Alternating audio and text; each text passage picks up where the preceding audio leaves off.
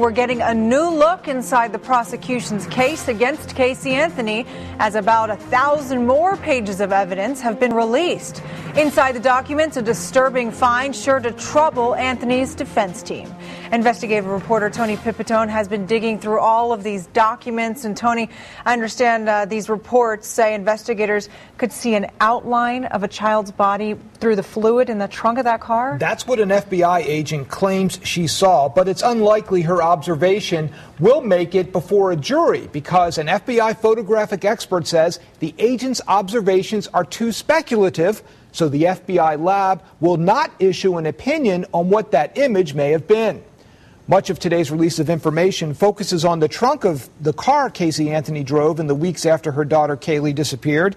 And one FBI agent claimed a photo taken of the trunk liner highlights a stain that, quote, appears to be the outline or silhouette of a child in the fetal position.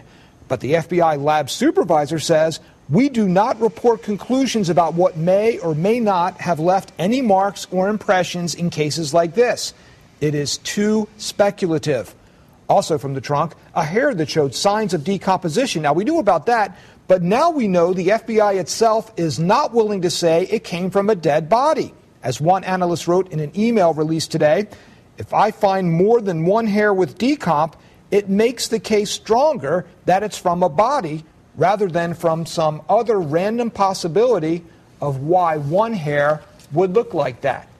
But only one such hair has been found. So again, the defense will try to prevent any mention of it from getting in front of a jury, just as they'll oppose any testimony about the shape of a child being detected in the stain on the trunk liner, Laura. Well, Tony, what about, is there anything more in the release of the report you had last week about the heart-shaped sticker on the duct tape? And how it was destroyed in the fingerprint testing. That document now has been released to the rest of the media. There is one other tidbit that raises an interesting question about the competence of the FBI lab, though.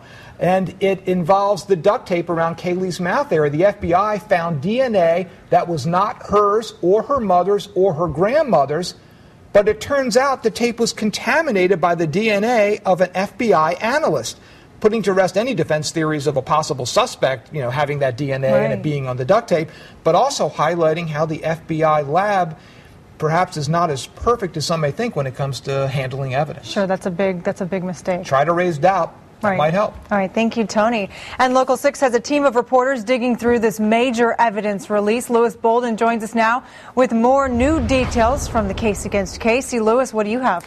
Well, Laura, this is an issue that has come up before. How are the people involved with the Anthonys being paid? We know the family's financial situation was not the best when Casey Anthony was arrested. George and Cindy Anthony have their attorney, Brad Conway, who has said publicly he is volunteering his services. And the family has a full-time private investigator. This afternoon, we have a copy of the contract between Cindy and George Anthony and their private investigator, Dominic Casey.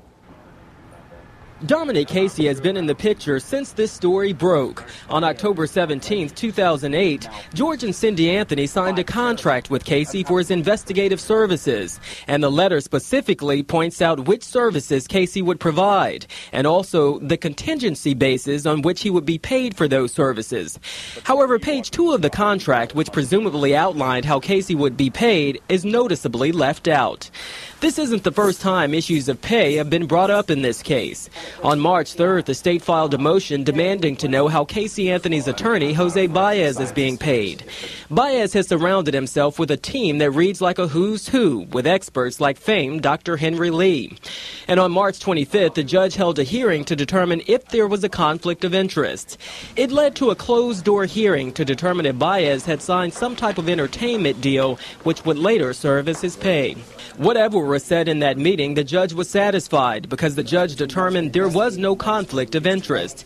It has long been rumored that the Anthonys have signed book deals, but at this point, we still don't know how Dominic Casey is being paid. Now, in the discovery we received today, Dominic Casey exchanged emails with Cindy Anthony about possible leads, potential suspects, and different tips that came into the family. Laura? Thank you, Louis.